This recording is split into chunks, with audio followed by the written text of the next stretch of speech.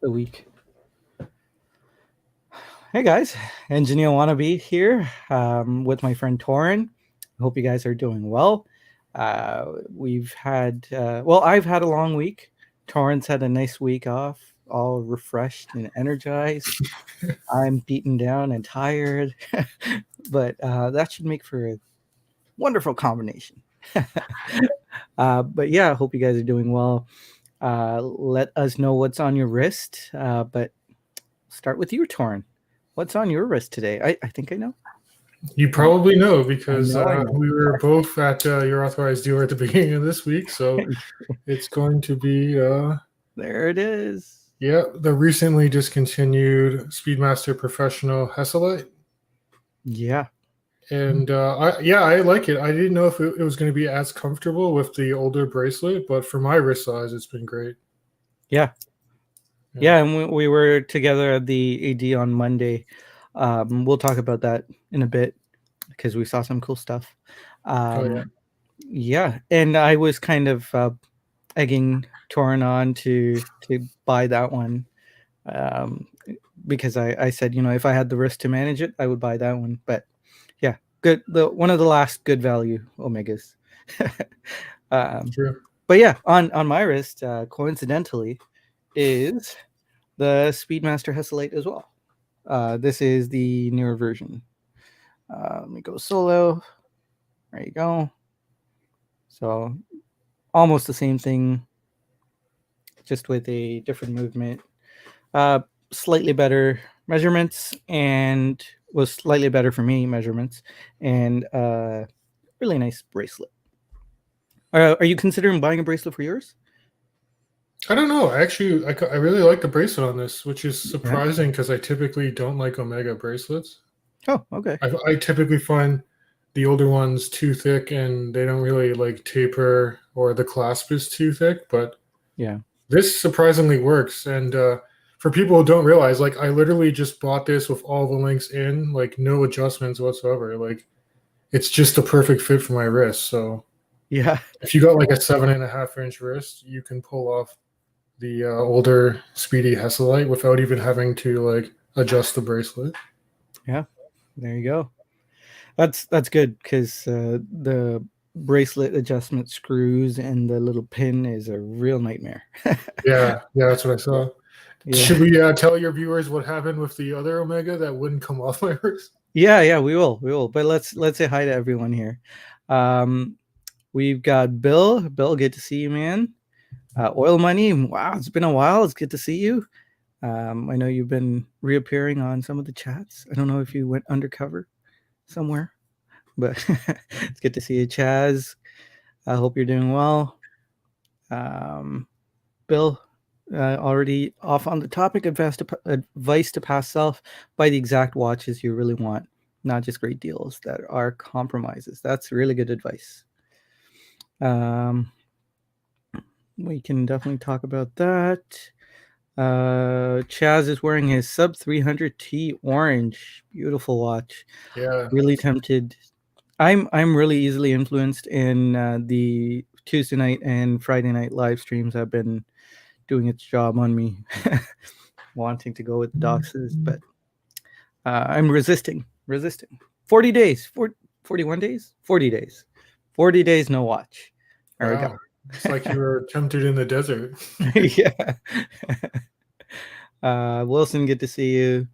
Dust Diver, how's it going? Amin's here too. Good to see you, Amin. Young Excellency. Sam, hey man. Okay. Mental Planes here too. Good to see you. We'll talk about those. We tried on quite a few. Kevin Hawthorne, good to see you, man, from Lakeland, Florida. Did I miss anyone? I don't think so. Okay. There you go. Clean driving record. Yeah. Okay. So, we went to the AD on Monday and we got to try on some really cool pieces. Some of which were, my personal favorites. We got to see the Grand Seiko Frozen Lake, SVG Y007. That was really nice. Some small changes over my model, which is the 003 SPGY 003.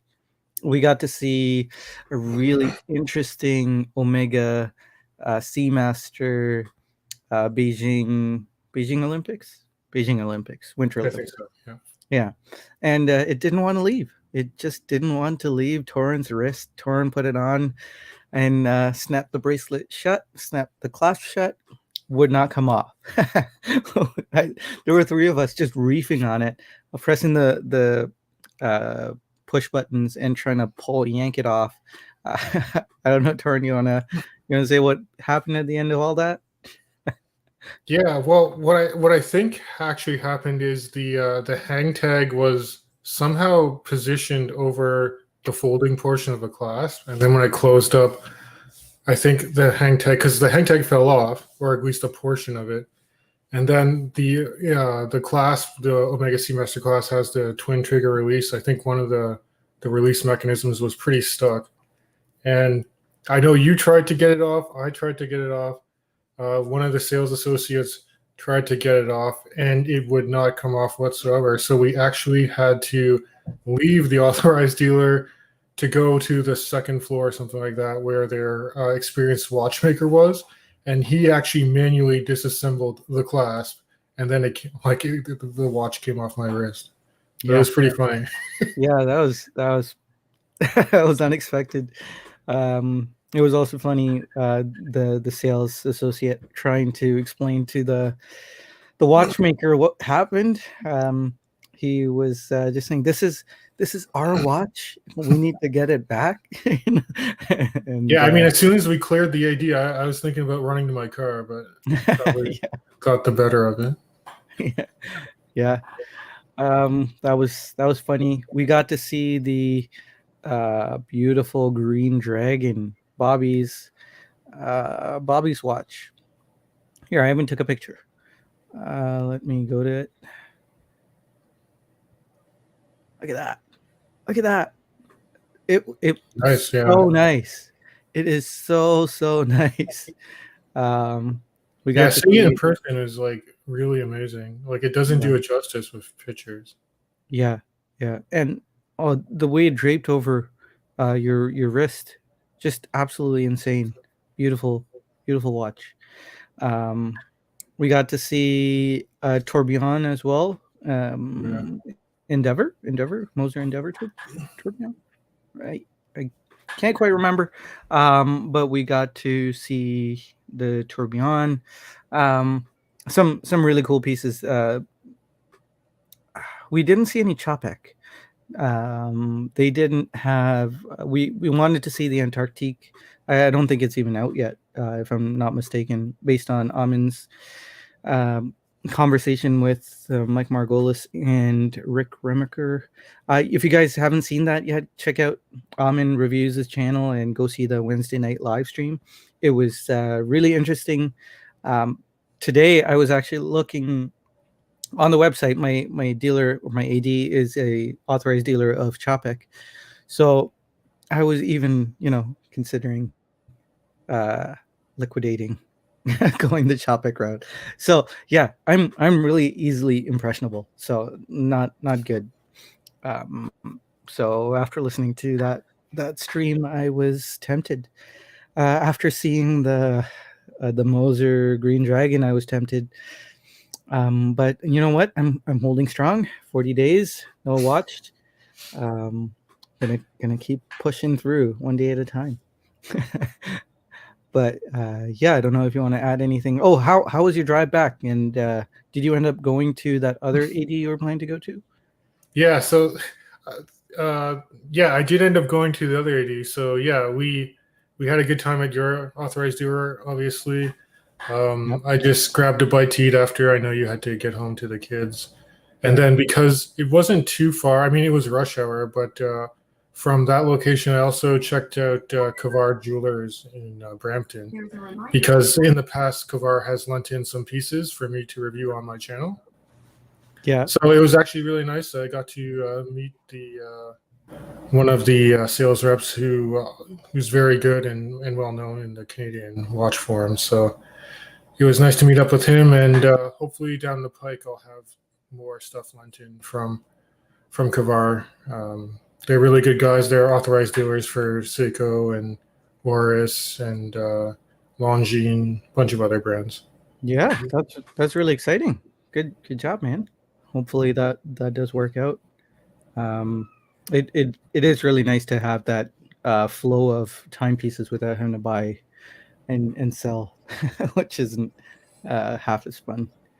Yeah, and what I learned is compared to like I'm in London, Ontario, so Southwest Ontario, and I think there's more of an active watch community in the Greater Toronto area. Like just going to your authorized dealer and then to Kavar, it just seems to be like there's a lot more activity. And even visiting Kavar, there's a few people that are on our Facebook group too that go there quite frequently, and they were there like just a few minutes before. Apparently, I was Wow. told by the rep, so it was kind of Yeah. funny. I was hoping to run into some other people, but Yeah. I can't always wait around for my fans. I just gotta show up when I'm ready. Yeah, there goes Toran and his wearing his nice Speedy. Toran, can I get your autograph? Yeah. Now, Well, speaking of which, I'm glad we met in person. Like, they say yeah. never meet your heroes, but you live up to my expectations. Oh wow, thanks. Yeah, and you live up to mine. So, wait, I have a picture of you here too. Look, did I get you? No, I didn't. Here, let me see. Oh, I messed up here. Okay, look at that. That is not flattering, but yes. That's with if you guys can see that Seamaster right there, that is the stuck Seamaster. It felt like it was welded on. Yeah. It was. Well, it was a good thing. Like it was kind of a loose fit too, right? Because similar to this watch, like it's a pretty tight fit already on my wrist. But Yeah. like, can you imagine if it was just like clamping down on your wrist and it was stuck there for a long period of time? Yeah. Yeah. Yeah. Watchmaker might have to have drawn some blood out of you. But let's jump into the chat real quick. Wilson was saying you were awake during surgery. He sure was. It's part of their plot to sell you the watch, and once the tag gets mangled, it's yours. That was kind of the joke there too. Yeah, luckily they were cool with it. It was my first time there, so I was kind of embarrassed. Yeah. Yeah, I'm really grateful that my AD carries all those pieces. I mean, yeah, they even have Laurent Ferrier. Wouldn't have ever imagined that I'd see a Laurent Ferrier. I know I wouldn't have. I mean, I'm sure if I went to Red Bar or something, but I've never been to an actual Red Bar meetup. But yeah, really, really grateful for that AD. Hey Paul, how's it going? London calling late at night. Good to see you. Ominous talking about the stream. Yeah, our AD, I guess now. Our AD has this Chopek. It's on their website. I think it's one of the 10 limited blue dial with this really cool guilloche pattern on it. It looks kind of like cloth, like I forget what it's called, but it. You know what? Let's go look for it. Here. I forget what it's called, but free advertising for those guys right here. What's it called? Quai de. Oh, I'm not even going to try to pronounce that. But would you look at that dial? Oh, nice. Yeah. That's insane. I mean, it looks like velvet. It's so beautiful. I can't even handle it. And they have it in stock. Really? Yeah, I think I need to have a car accident. But oh man, it's so nice. At least in pictures. I didn't get to actually see it in person. I didn't think they had any, but yeah, they do. Caliber YQG, good to see you as well, man. Antarctique is a worthy goal for sure. Lyndon, good to see you. Did the entire Discord show up?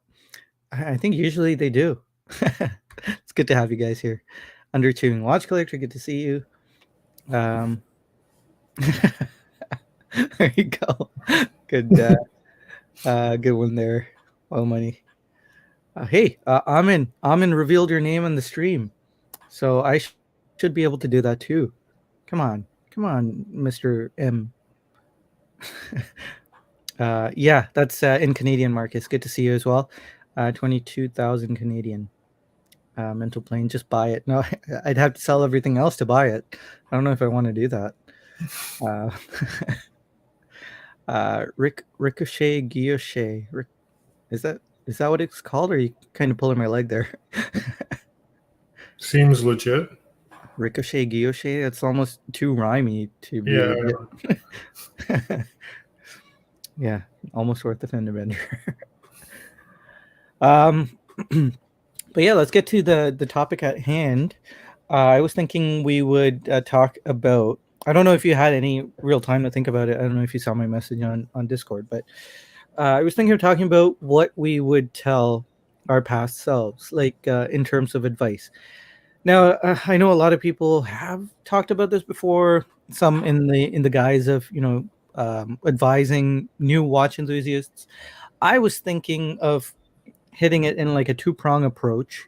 I was thinking what we would do if we could go back in time with all the experience we have now and what we would change right at the beginning of our watch collecting. And if we were to see ourselves in the past, what we would say to ourselves to as advice, as good advice. Theoretically, knowing us as people, knowing me as myself, I know even if someone gave me the best of advice, I sometimes have to make the worst mistake to learn. I have to learn the hard way, as they say. But setting that aside, let's see what we can maybe talk to ourselves in the past about. You guys, if you have any thoughts or advice that you would give yourself in the past, put it down in the chat. I know Bill did so right at the beginning here. I'll pull that up real quick. Advice to past self: buy the exact watches you really want and not just great deals that are compromises. This is a really, really good piece of advice because it's so easy to settle, right? Especially when you're starting out. Everything, at least growing up, everything that I was taught was you don't need the name brand thing, or you don't need the best of something that will do 90% of the job, or you don't need to have what you want as long as if you get close enough. That's good. That's kind of what I guess I was taught. Maybe set my bar low, I guess. I'm sure Oil Money will have a comment about that. But yeah, this is something I did a lot when I was starting out. So Bill, that hit close to home because for me, when I started, I wanted an SKX. I was one of those guys. I still am one of the guys who would not go online and buy something online. For certain things, I need to be at a store. So I'm a dinosaur when it comes to that. I need to be at a store. I'm sure I'll get over it at some point, but this is what I deal with when it comes to me. And I thought I'm never gonna find an SKX here, so let me go find the next best thing. And I came up with a Citizen BN0191 or something like that. It was a diver, quartz, eco drive, really, really nice Those watch. are good watches. Yeah, really, really good watch. Pro Master, yeah, Citizen Pro Master. Yeah. And it came with like this cool scuba tank that you'd open up and take the watch out. So really cool watch. But it wasn't what I wanted, and it didn't last very long. So yeah, that would be something that that I dealt with, and definitely one of my things that I would tell myself in the past. Toran, do you have anything? I know we've got some answers in the chat as well.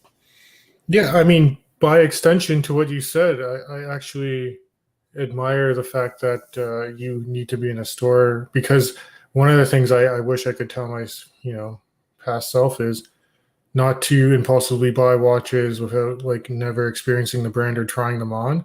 And I'm Mhm. addicted to online sales, like for watches, like, Yeah. um, and if not sales at like even not authorized dealers, but like on local watch forums or like eBay. I mean, I would be trolling it so often, Yeah. and yeah, I was addicted to the deals. And some of the watches that came in looked good on the spec sheet, but they weren't my taste, or they just didn't wear like right for me. So I did end up flipping them pretty quickly. Hmm. Yeah. That's really interesting. I I can't I can't really understand buying something online. It makes me really nervous because I know so little fits my wrist. Right. I guess Mm. that's probably the biggest challenge I have, which leads me to not wanting to buy online. Um, but I guess if I did try it on and I knew the watch fit, I could buy online. But then I get all paranoid about it's being shipped, and I know this happens 24/7, and the watch is being shipped to the dealer itself. But I keep thinking, hey, when it's being shipped to me, it's going to get dropped. Something's going to happen. I'd rather go and pick up the watch, put it carefully in my car, and then run into someone, which is what I would do, I guess. No, but yeah, I just this paranoia that I have about buying something online, it getting stolen. I mean, Max did a video. If you guys don't know Max, he his channel is the hot ones, or pronounce spelt hot like oat so hot ones is the I think. Man, I'm running a mind blank here, but he sold his Tudor Snowflake, vintage Tudor Snowflake. It was Oh, worth like $8,000. It was a redial, and he lost it. FedEx lost it, and he's just out of luck. They didn't insure it over $1,000. I'm really not sure what's going on there. We're going to talk about it in Watch Soup tomorrow, so join in for that tomorrow at 9 p.m. Eastern on Bobby Legs' YouTube channel. But man, he lost his Tudor Snowflake. He lost $8,000. I can't imagine that. I can't fathom that. That would be gut wrenching. But and I guess it's something he has to go through, and yeah, really hoping they find it. Really hoping it turns up, and he doesn't have to, deal with this loss. But oh, horrifying. But yeah, so these are like the things that play on my paranoia when it comes to these things. So I can't buy online, at least not yet. I'm sure I'll get over it. But yeah, let's go into the chat and see some advice here. I'm sure that'll reveal some personality traits of you guys as well, as it did with me. Um, Underachieving Watch Collector, buy a G-Shock Square and run away from watch collecting. That's solid advice. I actually still find watch collecting very enjoyable. I don't feel like I'm trapped. Maybe I'm the smoker that thinks that I can quit anytime. But but I don't feel like I'm trapped, and so I don't feel like running away from the hobby. I don't feel like that there's this unhealthy grip in myself, and I'm here willingly, basically. So I wouldn't run away after G-Shock. That's really, really good advice, though. Um, we can talk about that soon. Let's look at mental planes advice. I would tell my younger self, buy all steel sports Rolex. Oh, yeah, that's like it's like telling yourself the winning lottery numbers, right? I yeah, guess. pretty much. Yeah. um, yeah, I don't know if that counts, man. I don't think that counts. It's too much cheating. Wait, I should proofread this. Uh, okay, it's all good. Okay, advice to my past self from Oil Money: don't turn down the black dial, panda dial, ceramic Daytonas again at retail because they look too small on your wrist. Oh, yeah, I don't have a story like that yet. Yikes! But that'd be something that keeps you up at night. Saying no to a Daytona now. Chaz, advice to younger self: go slower and enjoy each step on the ladder. I feel like we should talk about these more. Okay, let's talk about. Yeah, let's talk about this one. Buy a GSHOCK square and run away. Would you do that, Toran? That's kind of like the analogy of like how you can win in a casino, right? It's like you just win the first time and then you leave and never come back Yeah. because the house always wins. But I don't know. You couldn't really call yourself a collector if you just bought one watch and, and didn't buy anything else. I mean, you Mhm. could appreciate it, but I feel like you're missing out on a large component of like mechanical watches or watches with heritage and stuff. Not to say Yeah. that Casio doesn't have heritage because they do. I don't know. Have you watched Jeff McMahon on YouTube? Jeffrey McMahon? A couple of times. I mean, I mostly watched his reviews on like his dive watches. Yeah. Well, his kind of philosophical videos are, so he's the kind of collector that's trapped. That's really in this hobby but really wants to get out. He finds like this hobby uh anxiety inducing. He has no peace. He is in torment pretty much, and he wants to get out. He wants to find peace. So he's been going through all these dive watches. He's been selling stuff that he loves, buying them back again, buying a higher end model, which he recently did, and he wants to. I'm sorry if I'm misrepresenting Jeff, but buying a higher end piece to try and find that watch heaven, um, Like the and exit watch, right? yeah, and quit. He Yeah. wants, but at the same time, I know he's mentioned that it would just another hobby would just take over if he did quit. But yeah, so there's a watch collector. I'm not saying this is you, underachieving watch collector. You might not be this, but there's a watch collector that does not enjoy this hobby, but is stuck, is addicted, literally addicted to it. And we throw the word addiction around a lot, but really, most of us aren't addicted to it. I don't think, at least, because if there was something that needed to be done, I'm sure some tragedy, I'm sure we'd sell our pieces to accommodate for that tragedy. God forbid that happens, but most of us aren't really addicted. But there are some who are, desperately addicted, kind of like a drug addict who has to have that fix. I'm going to a dark place here, but kind of who has to have that fix, and they don't want that fix. They want out of this life, but they're stuck. Um, so yeah, to that person, I would think buy a G-Shock and run away would be the best advice to their past self. Um, I'm thankfully not there. I hope I'm never there. But however, would add a little twist to this. I would say buy a G-Shock and save up. That's something I would tell myself. Buy a G-Shock and save up to buy something that you really want. Don't settle, which is what I tend to do, and which is what I did many times, and had quite a time trying to get out of those Seikos that I had. But yeah, um, this is good advice in general from Oil Money. Don't turn down a stainless steel Daytona. um, Chaz's advice is really good. Go slower and enjoy each step on the ladder. That's really good advice too. That's really good. Yeah. Yeah, I don't know if you want to chime in on this one, Torin.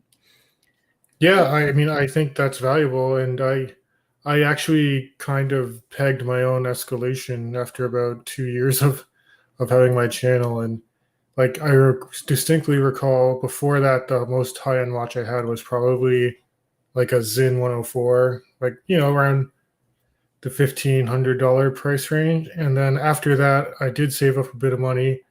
I ended up buying an Omega Seamaster, the ceramic non-wave dial. And then like shortly after that, so like a few months after that, the escalation just peaked. Like I had that, and then I got like a Breitling Aerospace. I got my first Rolex. like I just got so many like luxury piece after luxury piece right after that, and the escalation was really huge. And in some way, I think it diminished my appreciation for buying my first luxury piece, like the Seamaster, because I ended up selling it a little further down the road. Yeah. Yeah, and I agree as well, because and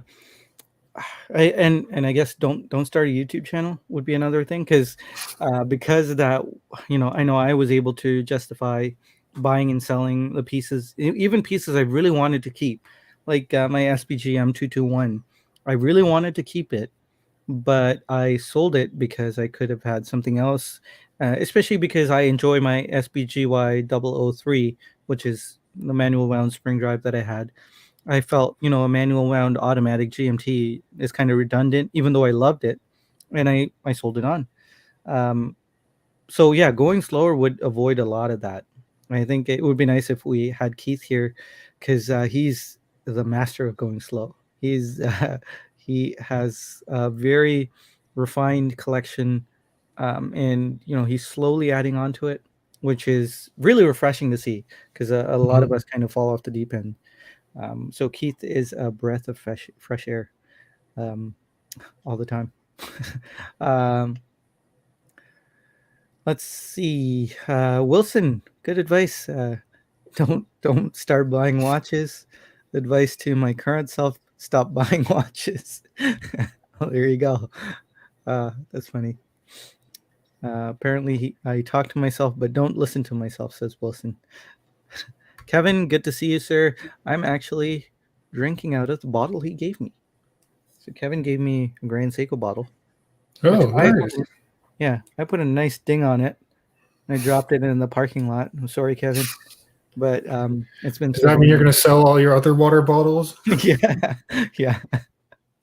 Oh, these water bottles from Costco, they suck. uh, let's see here. Oh, it jumped up there, which it does.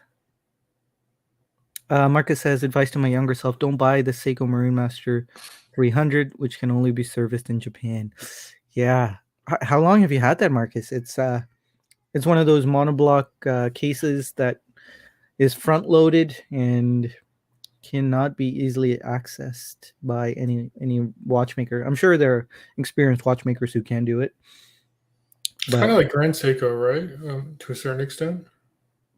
yeah, I don't know if the Grand Seiko Diver is monoblock. I don't think so. It's not monoblock, but like try servicing a spring drive in North Oh, America, yeah, right? yeah, good point. Yeah, they're starting to build the infrastructure there. I know in the U.S. they're able to service spring drive, if I'm not mistaken. At Okay. least the base spring drives, like the 9R65 and stuff like that. Um, let's see. Underachieving Watch Collector in 2019, I passed on an Air King and a Sea Dweller 43 that were in the display case. Are the Air Kings blowing up in popularity? Because Well, I see them a lot more on the second-hand market. I mean, they haven't officially been discontinued to my knowledge.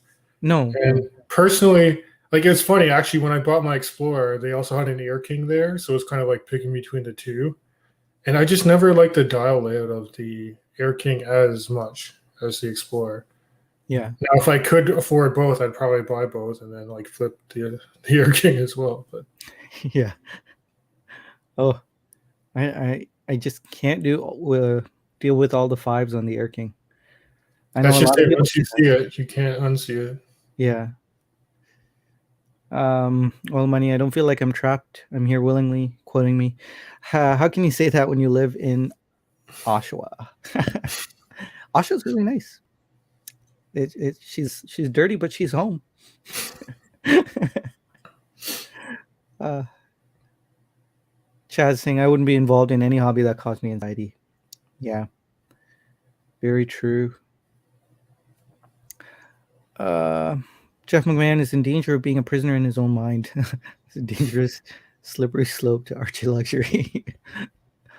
That's interesting. Mhm. Um, Without a hobby, we would be around the missus too much. I like being around my missus. I know I'm. Is she standing behind you or something? No, she's not. She might be listening though. Hi, Jenna. Oh, that's very sweet. Yeah. Rick is here too. Hey, Rick.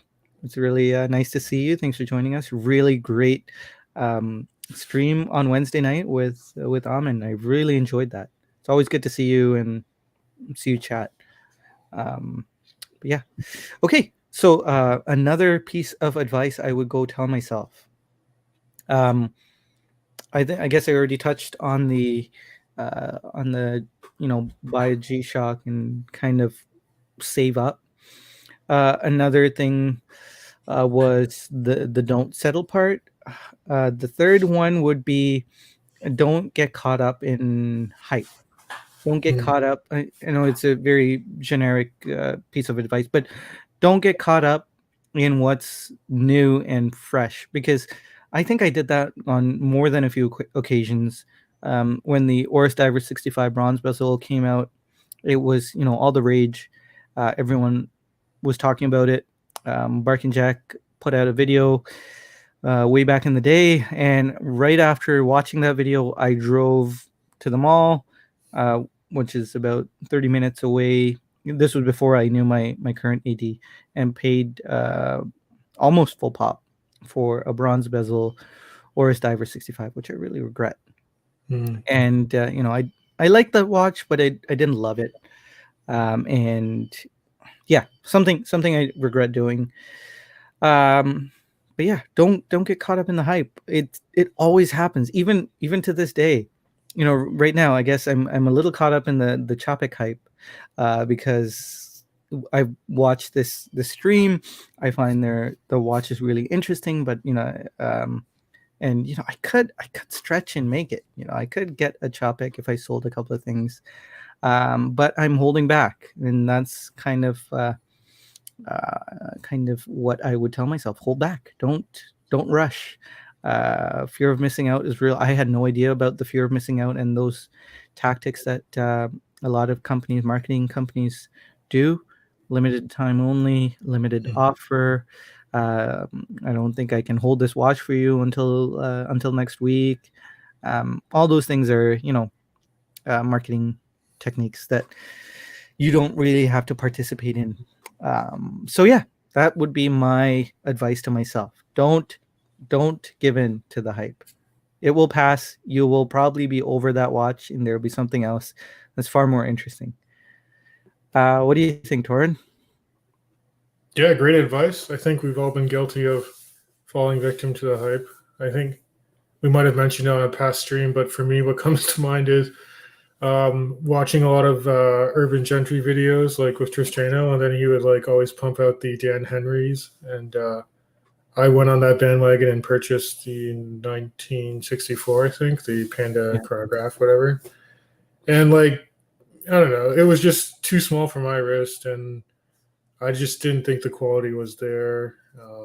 I mean, it did have nice vintage aesthetic to it, but I totally fell victim to the hype of it. I watched that video, and I was halfway through the video, my credit card was already on the website, just, entering in to buy the watch, and it was fairly affordable. So to me, I'm like, well, there's, and that's a hook a lot of times too, right? If it's an affordable watch, you're like, well, it's not a huge hit. It's not like buying an Oris or something. Yeah. But I did that too. I mean, similar to the Oris, when the Captain Willard reissue came out for Seiko, I paid pretty much full retail, $1,200 or $1,300 or something like that for the Willard, and I wasn't really blown away by it. I mean, I got my money back, but I just should have waited. And they came up with different colorways and stuff after, and I don't know. It just, to me, it looked like a slightly compact turtle. Yeah. Nothing special. That's just my opinion. A lot of people love that watch. Don't get me wrong, but I think I watched a lot of reviews that hyped it up, and then I really wanted to review it on my channel, which I did. But I should have seen one in person or been a little bit more patient, because a lot of those reissues tend to sell out, and then you see them kind of flood the secondary market later, and people are trying to get a bit of a premium for it. Yeah, I'm actually one of those people who really loves the Willard. I think it was for me a really important piece because, again, small wrist, 42 millimeter turtle shape case was Hmm. really nice for me. So yeah, I was one of the first, at least in my ED, to pick one up. I picked two up. I had the Yeah, black I think one. I watched your review of it actually. That made Yeah, it impulse me to sound, Jay. yeah. Sorry. I picked two up. So I even had the green. So I had the green one for quite a while. I had it borrowed, and I had the black one, which is the one I preferred on the bracelet, and then I had the blue Willard, which is the limited edition. Nice. And I think of those three, two of them had finishing issues. That's the first time I've seen finishing issues on a Mhm. Seiko case.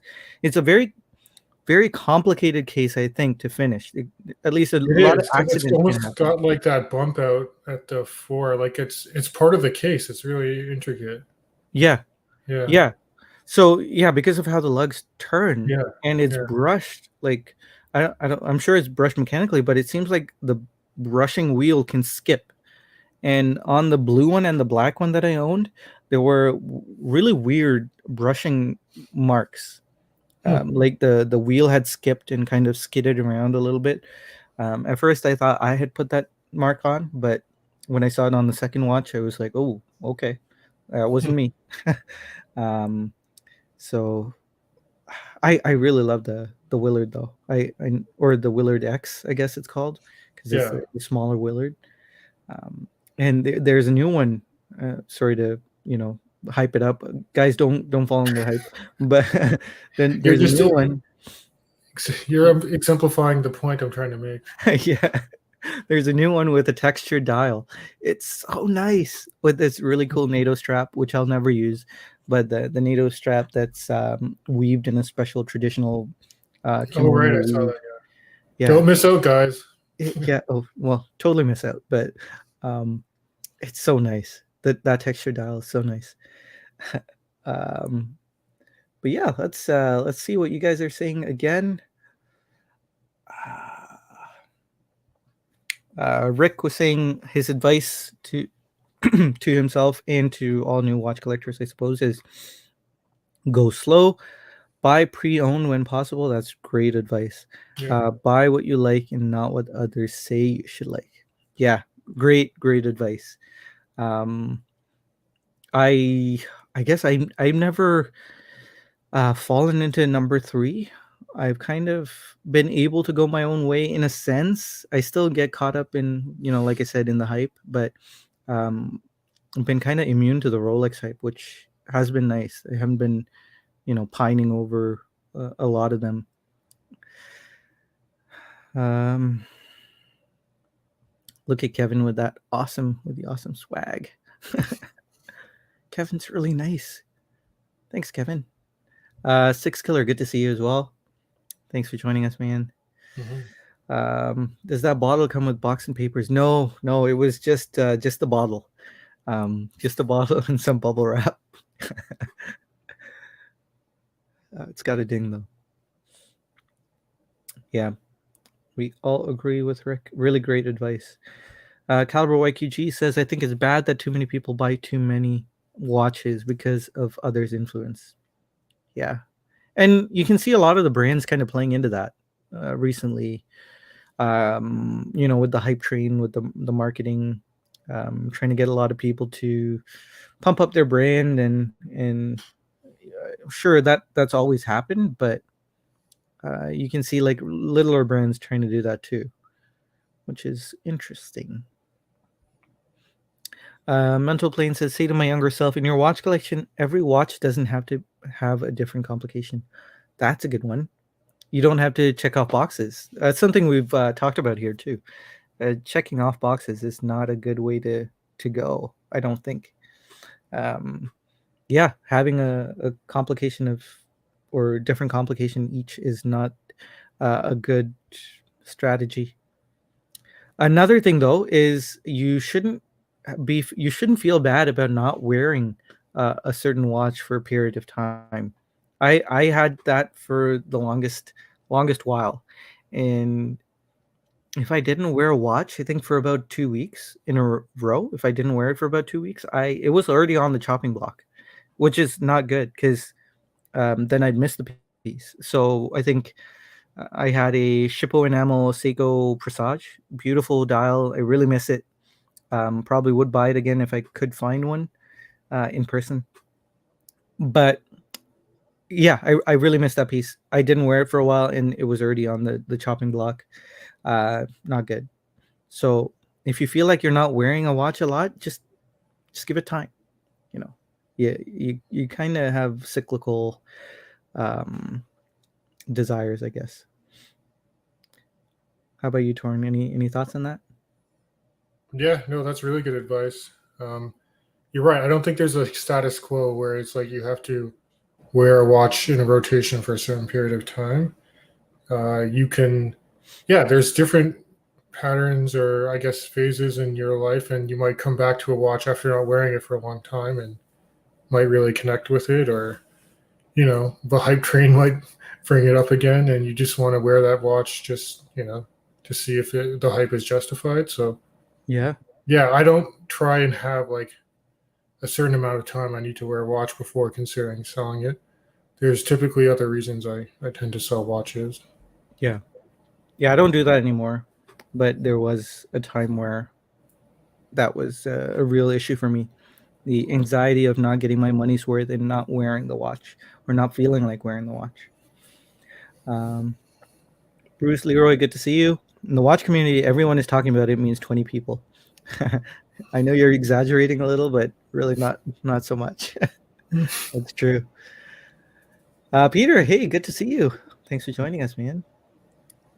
Um, Paul is saying avoid the sweet shop of watches, namely YouTube videos. Realize that less and slow discernment is more. Absolutely. Really great advice. TGB influenced me to buy a Marathon GSAR. Still love the watch. I Yeah. want to get one at some point. Yeah. Yeah, the one I've with the never. maple leaf. Okay, yeah, that would be interesting. Yeah. I've never had any experiences with marathons, but maybe eventually.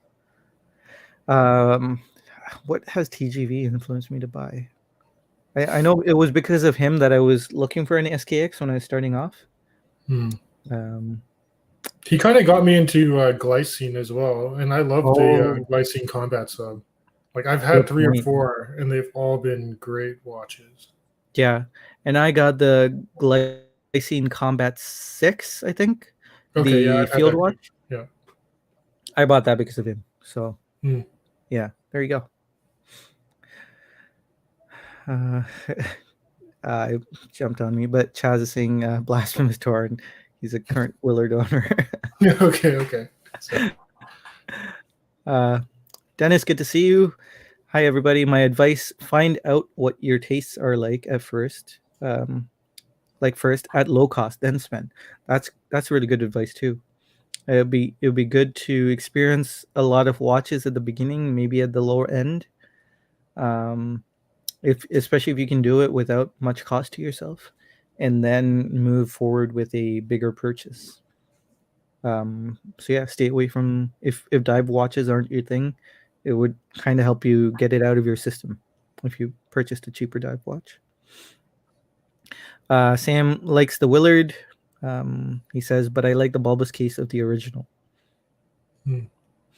So like the reissue, the SLA 033, I think is the reissue of the original. Um, can you get a discount on Prospects LX, or is that boutique only? You can absolutely get a discount on Prospects LX. If your AD carries it, you can absolutely. I got a massive discount on a Prospects LX because they don't sell. A lot of people see Seiko and they just sit on the shelves. And I was showing Torin at my AD. There was a limited edition Prospects LX of only like 50 pieces, and it's been there. It's been languishing in the display for 3 years, 2 years, 2 years, I'd say. Wow. Because they got it when Prospects LX was first announced. That was, Mhm. I think, Basel 2019. So it's been there since then, and it's kind of sad. I'm sure they don't want to discount it because of its limitedness, and it's like 8,000 Canadian dollars, which is prohibitively expensive for a Seiko. For the general population, it's not my view. I would gladly pay that if I really wanted the watch. But to the general population, just a Seiko is not worth $8,000. Again, not my words, but so yeah, you can usually when a watch sits on a window or display for that long, you can definitely get a deal, huge deal. Paul says, observed him also being surrounded by mechanical marvels, and yet has a very modest collection and wears his Zen well. I like his approach. Yeah. Yeah. Tim also has a lot of restraint. I've been kind of restraining myself 40 days without a watch. If you haven't heard it already, I think I mentioned it around 10 times this stream. 40 days. That means tomorrow, first thing you're going to do is buy a watch. Yeah, no. Okay. I would tell myself to never get a watch because it's limited edition. Oh, yeah. Really good advice. Limited edition is another one of those ways to get you to fear missing out. Okay, guys. So we're going to wrap up a little earlier today. I know Toran has a baseball game to get to. Let's... Chaz with some advice here. He got 20% discount on his Prospects LX. I had the GMT for a while. It was gargantuan on my tiny wrist. It was must have been. It was thick and huge. I don't know if I have a picture handy, but boy, it was. Is it on your Instagram? I would love to see that. It was on my Instagram actually. Let me go there. So let me pull up our screen here. It was comical. I bought it because I got such a good deal. I don't want to say numbers, because this was such an insane deal. I'll let your imagination run wild, but boy, it was not for me. So I didn't even have it for. I didn't even have it for very long. I think a week. I had it for a week. I just couldn't do it. Wow. And you were able to, I guess, flip it then, eh? Or did you resell it to the AD? Yeah, I traded it back. Sorry, traded it back. Okay. Yeah, and I think that was the bump that they needed to get the price down a little bit and sell it off to someone, because I didn't see it soon after. It was sold to someone else. Come on, I'm sure it's somewhere here. I remember it was snowing when I took the picture. Just can't get it there. Wait, way too far now. No pressure. Oh, there it is. There it is. Look at that. It looks like a helmet on my wrist. It's so it's not fat. Terrible. No? Yeah, it's not terrible, but it wasn't pretty. For a bigger wrist, I would love to actually try wearing it. I think that would wear pretty nice on my wrist. It would look amazing on your wrist. I can guarantee it. It would look really good on your wrist. Having finally seen your wrist in person, your wrist is ginormous. There's our wrist shot from Monday. Look at my tiny wrist here compared to Toran's. And Toran's wrist here. Toran's wrist is way back. Yeah. Yeah. But yeah, guys. I don't know, Toran. Do you have anything you'd like to plug for this? Yeah, I mean, I'll quickly mention I just put out a review for this guy here. This is it was one of those do-it-yourself. If it's gonna focus, yeah. DIY dive watches. Kind of an interesting experience. You have a watchmaking toolkit. You get to put it together. So the review came out this afternoon, really. Yeah. And then I'll just remind people that are watching that for the 5K sub giveaway, we'll be giving away the straps on Tuesday evening at 6 p.m. Eastern Standard Time. So if you can join the live stream, please do that, because we'll be giving it away to one person who will randomly win it on the live stream.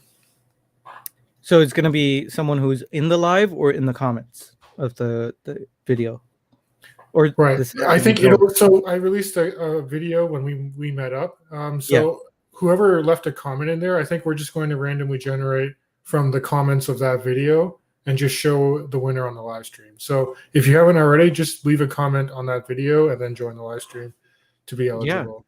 Yeah. Everyone, check out Everyday Watch Guide YouTube channel.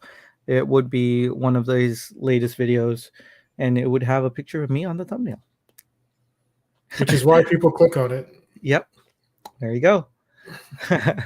But yeah, for me, I don't really have a lot going on.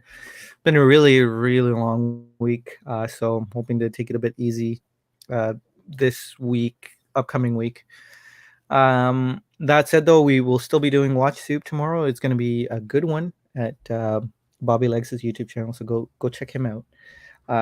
And yeah, don't forget to check out that Chopek stream. That Chopek stream was so good on Amin's YouTube channel. So do that. And we can all be salivating over Chopek for the next few weeks. So anyway, guys, I hope you all have a great night or day wherever you may be. I know, Sam, it's going to be lunchtime for you soon, I think. But take care, everyone. Stay safe out there. And we will see you next week. Bye, guys.